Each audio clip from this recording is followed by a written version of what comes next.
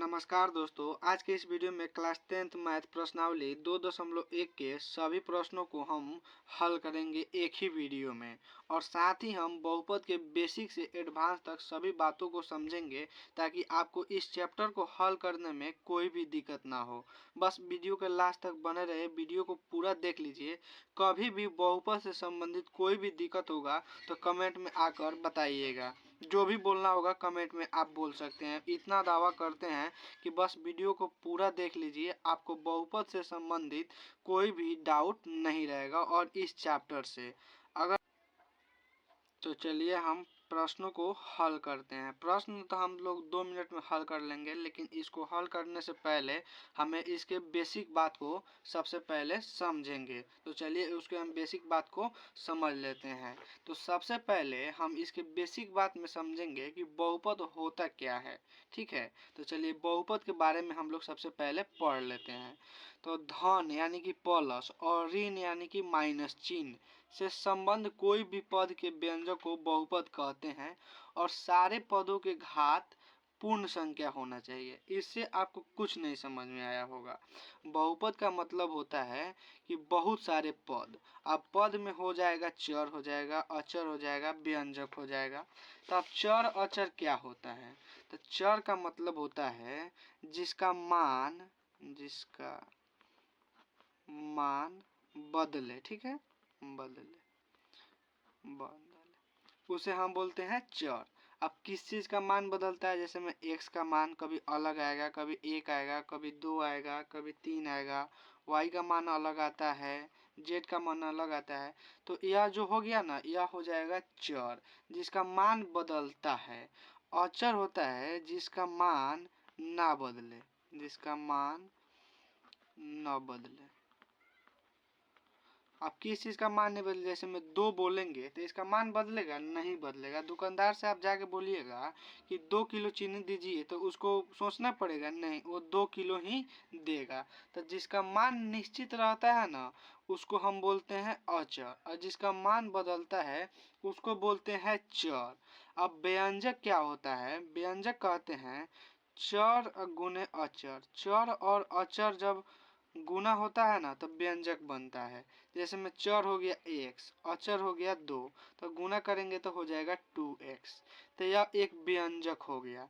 तो ऐसे ही बोल रहा है कि बहुत सारे व्यंजक से पद बन के और प्लस माइनस का चिन्ह लगा देंगे तो वह बहुपद कहलाएगा और उसके घात पूर्ण संख्या होना चाहिए। जैसे में देखिए, यह एक बहुपद व्यंजक हो गया 2x स्क्वायर, यह एक पद हो गया 2x, यह भी एक व्यंजक है, और यह एक पद हो गया, यह भी एक व्यंजक है। तो आप बोलिएगा कि इसमें तो x है ही नहीं है, तो व्यंजक कैसे हो जाएगा? क्योंकि आप तो बोल रहे हैं कि व्यंजक में चर और अचर दोनों होना चाहिए। बिल्कुल है 3 में। आइए देखते हैं कैसे। 3 में गुना करेंगे x के घात 0 से ना, तो 3 गुने 1 हो जाएगा, क्योंकि x के घात 0 1 होता है और 3 में 1 से गुना करेंगे तो 3 हो जाएगा। तो यह भी एक व्यंजक ही है। x के घात 0 का गुना करने पर 1 होता है। ठीक है, इसको याद रखिएगा। ठीक है, तो चलिए यह भी एक अब बोल रहा है कि प्लस माइनस का चिन्ह लगा दीजिए, यहाँ प्लस यहाँ माइनस लगा दिए तो ये जो बन गया ना, यह बहुपद हो गया। लेकिन अभी इसको जांचने का एक और चीज छूट रहा है, पूर्ण संख्या होना चाहिए उसके घात। तो पूर्ण संख्या किसे कहते हैं? 0 1 2 3 4 डॉट डॉट को पूर्ण संख्या कहते हैं। 0 से और गिनती वाले संख्या को 0 मिलाने के बाद बनता है, उसे पूर्ण संख्या बोलते हैं। माइनस नहीं होना चाहिए, -1 -2 नहीं होना चाहिए, नहीं तो पूर्णांक संख्या हो जाएगा। हमें पूर्ण संख्या से ही देखना है। तो बताइए, इसके घात में माइनस है? नहीं है। 2 है कि नहीं? तो इसमें पूर्ण संख्या में 2 है कि नहीं? तो 2 है। इसके घात में 1 है, तो पूर्ण संख्या में 1 है कि नहीं? तो है। इसके घात में क्या है? 0 है, तो 0 है कि नहीं?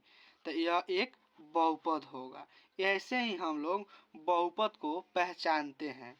तो आशा करते हैं कि इतना बात आपको समझ आया होगा। अगर समझ आया होगा तो एक लाइक करके हमारे चैनल आशीष बोर्ड क्लासेस को सब्सक्राइब कर लीजिए, ताकि आपको क्लास 10th के सभी प्रश्नावली को वीडियो मिलेगा। बस चैनल पर जाइए, एक प्लेलिस्ट है जिसमें 1.1, 1.2, 1.3, 1.4 और अभी मिल रहा है 2.1। इसके आगे मिलेगा आपको 2.2। ऐसे ही प्रत्येक चैप्टर का एक एक वीडियो सेपरेट मिलेगा, जिसमें आपको कहीं भटकने की जरूरत नहीं पड़ेगा। आइए हम कुछ उदाहरण देते हैं और आप इसको पहचान कर कमेंट में बताइए, पहचानिए कि यह बहुपद है कि नहीं। जैसे हम पहला लिख रहे हैं 2x² प्लस 2x प्लस 6, बताइए कि यह बहुपद है कि नहीं।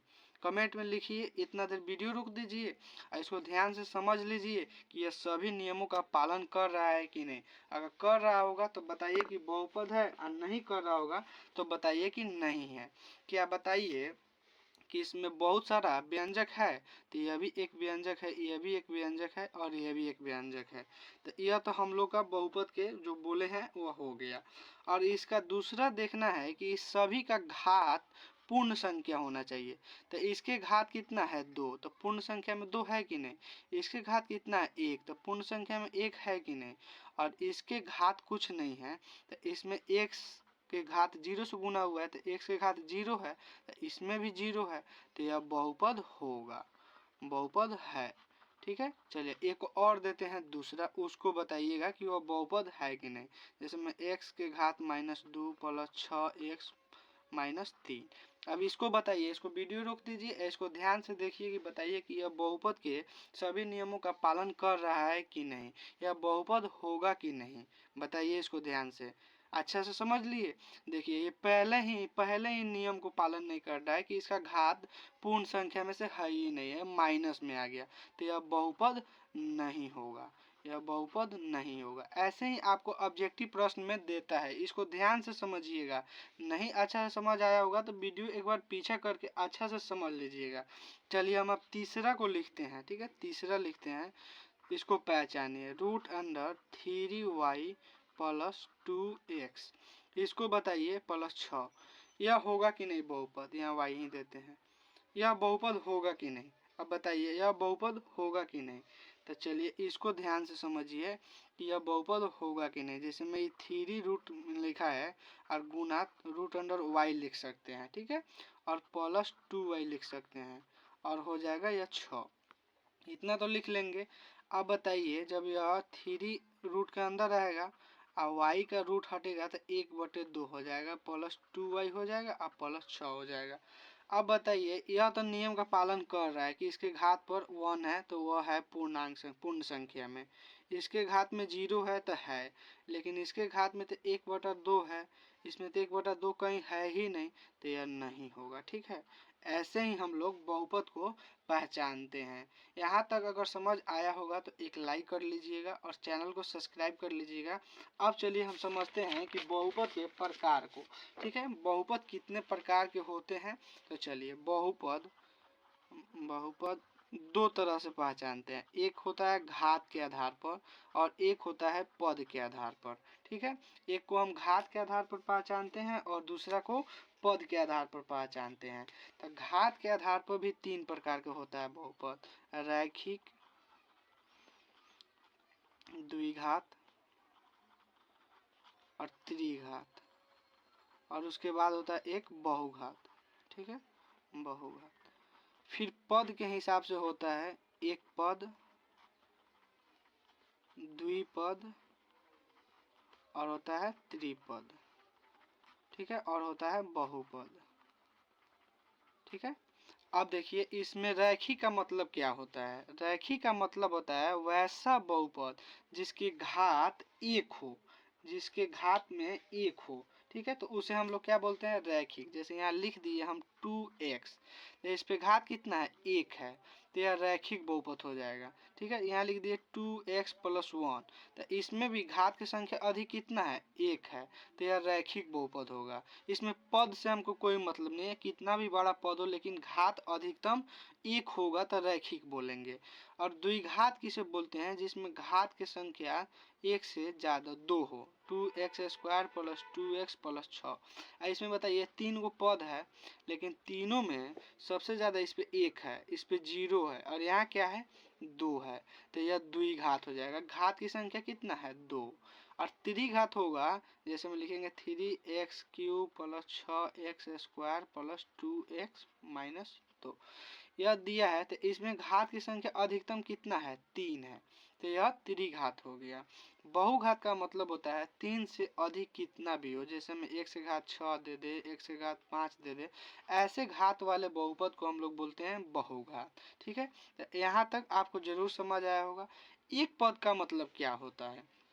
एक पद का मतलब यह होता है कि जैसे में यह बहुपद है, देखिए, तो यह एक पद, दो पद, तीन पद है। इसमें देखिए 1 2 3 4 पद है, इसमें एक पद था, इसमें दो पद था। तो ऐसे ही एक पद का मतलब होता है घात उसमें कितना हो, जैसे में यह 6x स्क्वायर है, तो यह एक पद है। इसमें घात नहीं पूछ रहा है, घात पूछेगा तो ये द्विघात हो जाएगा, क्योंकि अधिकतम घात 2 है।